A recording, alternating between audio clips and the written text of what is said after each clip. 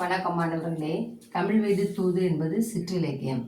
சீர்பெற்ற செல்வம் அப்படின்ற இந்த செயல் வகையில் அந்த பாடல் வகையில் பார்ப்போம். தித்திக்கும் தெல்லமுதாய் தெல்லமுதின் மேலான முத்திக் கனியே என் முத்தமிழை புத்திக்குள் அப்படின்றதுல இங்கே பாருங்கள். இதில் முதல் அடி, இது இரண்டாவது அடி செயலில்.